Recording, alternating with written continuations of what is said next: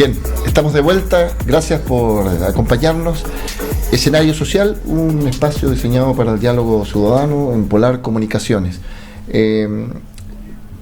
Seguíamos, o estábamos en el módulo anterior, ¿cierto?, hablando de educación, de la PSU, de esta forma, de este modelo que potencia y aumenta más la discriminación, ¿cierto?, la desigualdad.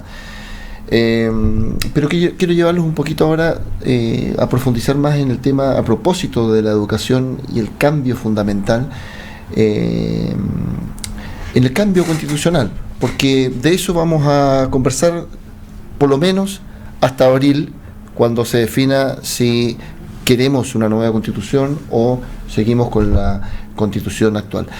Da la sensación, Cristian, de que a partir de que el proceso se construye, ¿cierto?, siguiendo el modelo de elección parlamentaria, de que se sigue excluyendo a la ciudadanía.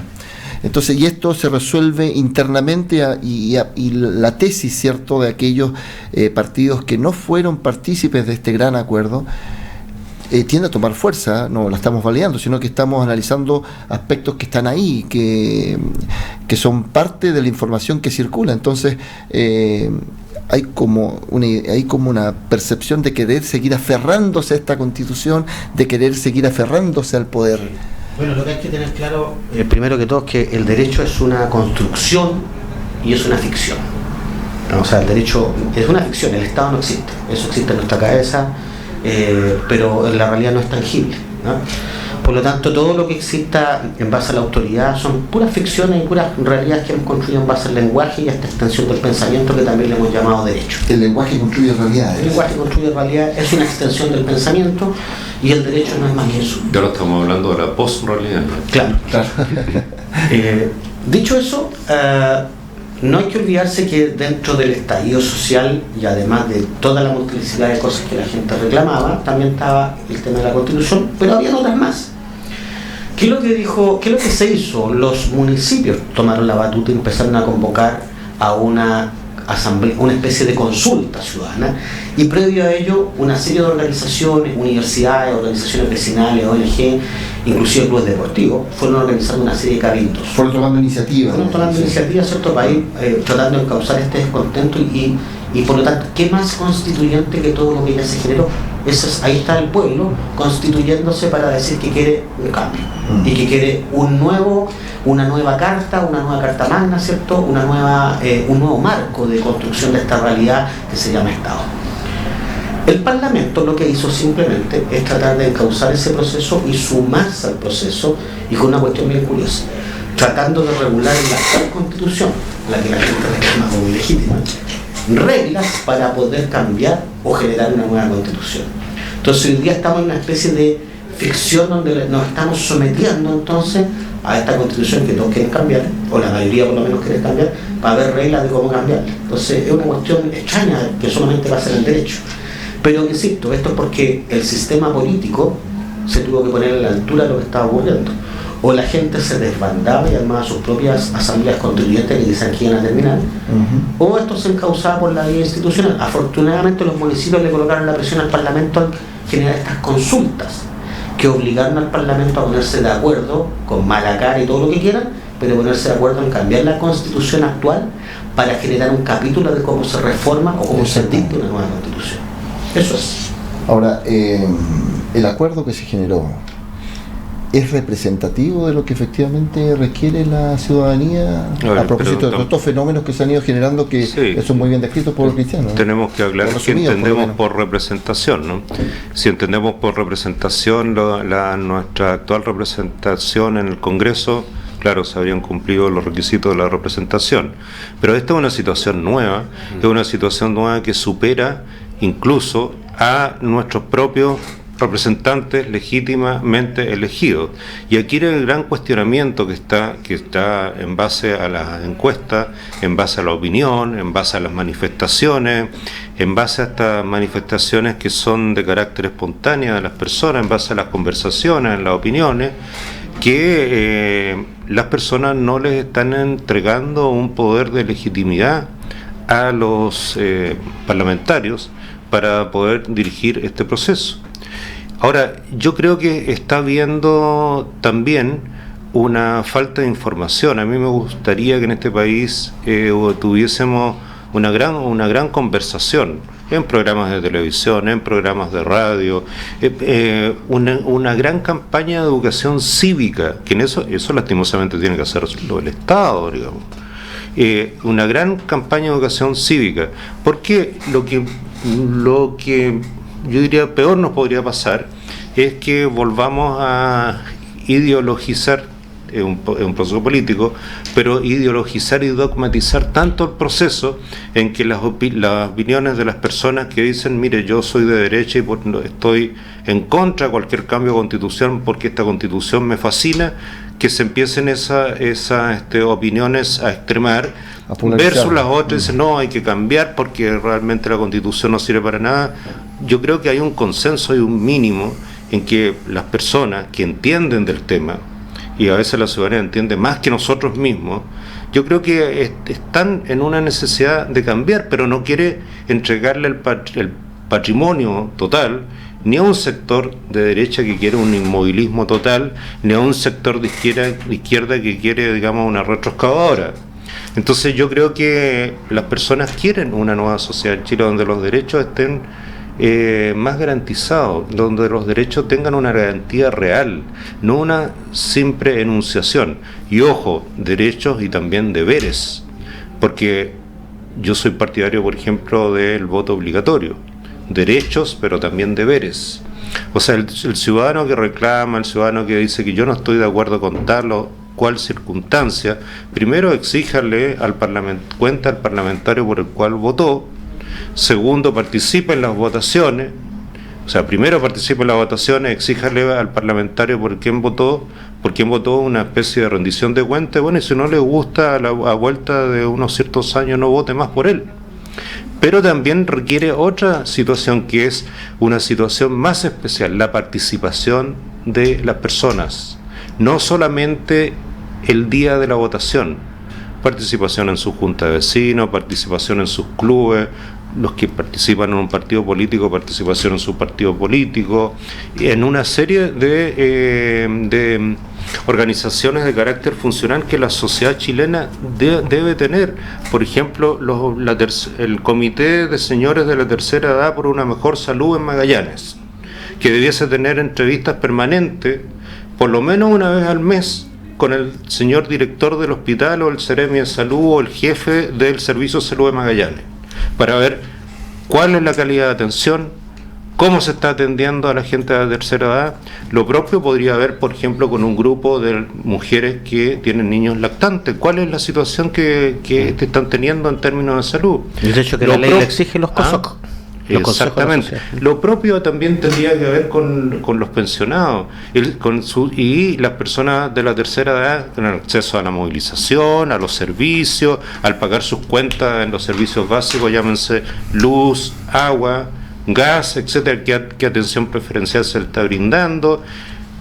Comité de mujeres que ojalá empiecen a abogar por eliminar, de acuerdo a la CEDAW, convenio firmado por Chile del año 2019 recién, para eliminar todas las formas de discriminación, desde los medios de comunicación, en las calles, en todas partes, y así a través de muchísimas organizaciones funcionales ir construyendo lo que nosotros podríamos denominar un verdadero sistema de participación democrática.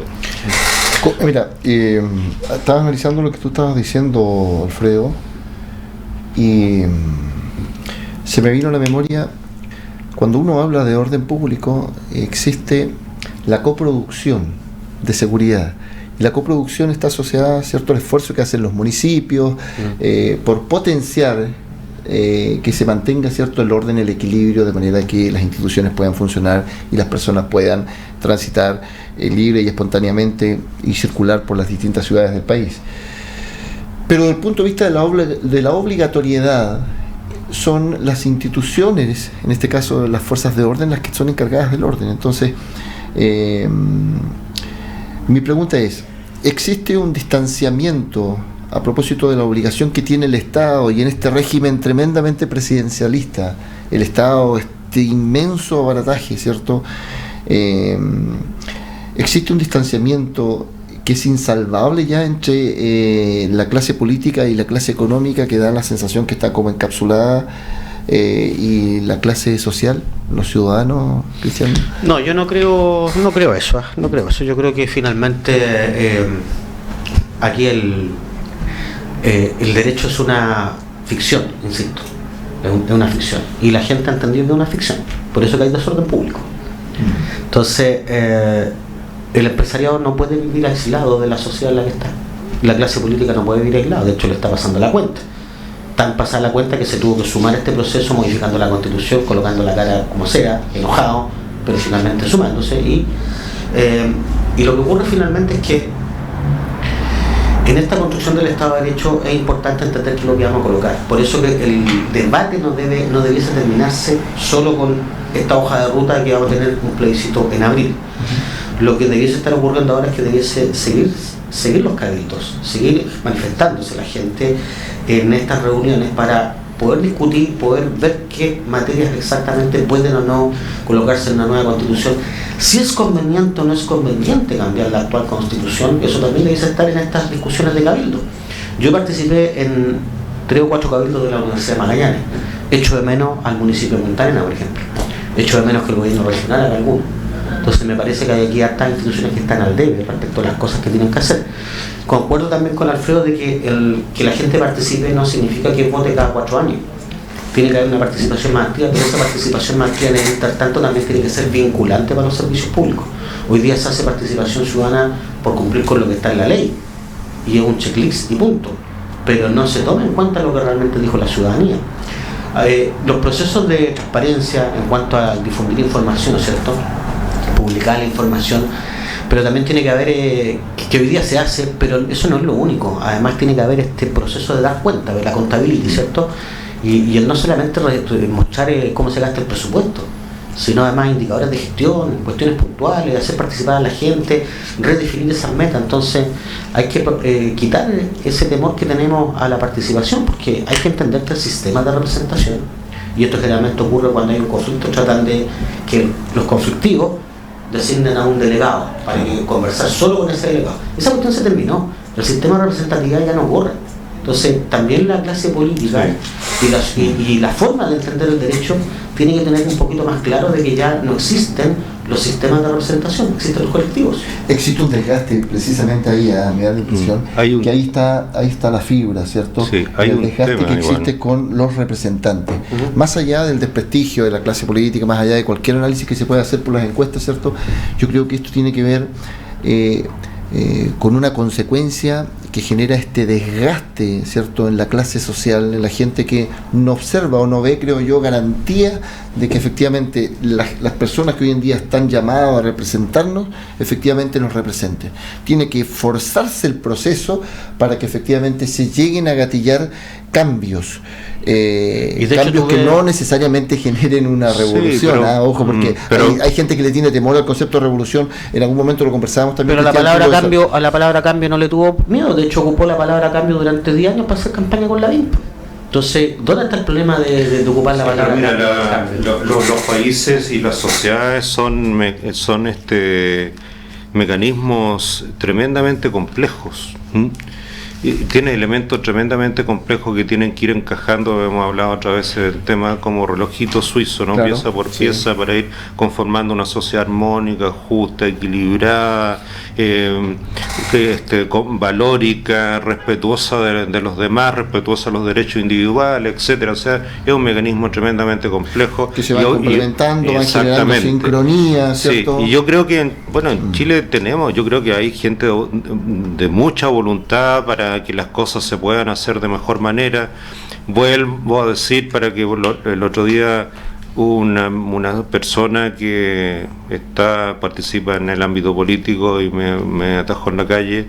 Entonces yo no estoy en contra de los políticos, por favor. Yo creo que la política es una gran vocación de servicio, lo he dicho muchísimas veces, lo he escrito muchísimas veces, es una gran vocación de servicio, los partidos, o sea, los países tienen que funcionar con un sistema de partidos políticos potente, porque de lo contrario caemos en un populismo. Ejemplo de eso hay muchísimos.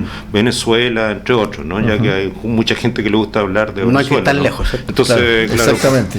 No hay que salir tanto del barrio como... No soy fanático de Venezuela, pero ya que hay mucha gente que le gusta hablar de Venezuela, ahí está el ejemplo. ¿Y por qué llegó Venezuela donde está? Porque hubo un desgaste del sistema de partidos políticos que se corrompió, se desprestigió tanto y salió a la palestra un señor que todos conocen históricamente, que el señor Chávez, que se tomó el poder, porque él se tomó el poder primero y después fue elegido como un líder populista, y ahí estamos hasta la fecha. Entonces yo no quiero eso en mi país, ya que hay mucha gente que le gusta hablar del tema, pero saquemos para afuera. En Chile también hemos tenido explosiones populistas, lo que pasa es que nos olvidamos de la historia. En Chile también han habido arrebatos populistas, para que vamos a citar cada uno de los pasajes. Entonces, el gobierno de Ibáñez, nadie me va a decir que no fue un gobierno populista, que hizo muchas cosas, etcétera, etcétera, pero... De hecho tiene el apellido de Estado Liberal Popular. ¿Perdón? Tiene el apellido de la historia. Bueno, Estado está Liberal bien, Popular. Y su emblema era una escoba que venía a barrer la corrupción, etcétera, que yo no había nacido, obviamente, estoy leyendo la historia. Pero el tema es, o sea, irrupciones populistas hemos tenido varias en nuestra historia chilena. Pero analicemos la historia cómo estamos hoy día.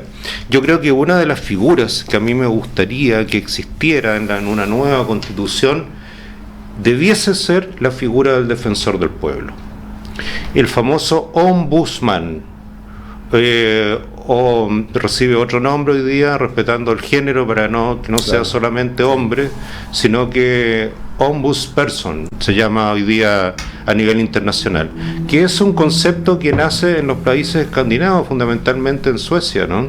Y se trata del defensor del pueblo, y el defensor del pueblo tiene las garantías de denunciar, demandar, pedir explicaciones para satisfacer las necesidades de un grupo determinado de la sociedad o de una persona en particular ante las autoridades, ya sean legítimamente elegidas o autoridades que están designadas por algún poder del Estado. El defensor del pueblo pide cuenta y puede llevar los temas incluso a tribunales. En Chile no existen los tribunales, aunque fueron enunciados por allá, los tribunales contenciosos administrativos, donde se puede juzgar si la persona actuó administrativamente bien o no actuó bien. Están meramente enunciados. En la Constitución del 25 ya aparecen enunciados, pero nunca se hizo nada. La Constitución del 80 pasaron piola, y hoy día tenemos una serie de confusiones con respecto a este tema, que en el fondo no es un ombudsperson o un ombudsman o un defensor del pueblo. No tenemos algunas funciones, por ahí la cumple el Instituto Internacional de Derechos Humanos, que se lo ha reconocido a nivel internacional porque tiene que velar por el respeto de los derechos humanos, una suerte así de cercanía a la función del defensor del pueblo. La Contraloría no cumple una función de defensor del pueblo. La Contraloría General de la República es más parecido a un concepto de un tribunal de cuentas internacional que se conocen, los tribunales de cuentas que piden sobre las cosas administrativas alguna información y pueden dar también alguna resolución al respecto, que el papel que hace la Contraloría. Control jerárquico externo, básicamente. Exactamente. Pero un defensor del pueblo que exija lo que llamamos esta rendición de cuentas no existe. Porque también, seamos sinceros, todas estas cuentas públicas que hacen los servicios del Estado, algunos servicios autónomos, como puede ser la Fiscalía, son rendiciones de cuentas de puro éxito, pero nunca se hacen cargo de los fracasos. Entonces, también yo creo que los ciudadanos tienen derecho a saber o a conocer que la autoridad se haga cargo de sus éxitos, de sus fracasos, de lo que dejaron de hacer y en qué se comprometen. Entonces yo creo que en función de las equivocaciones, qué interesante la reflexión. Sí, porque a propósito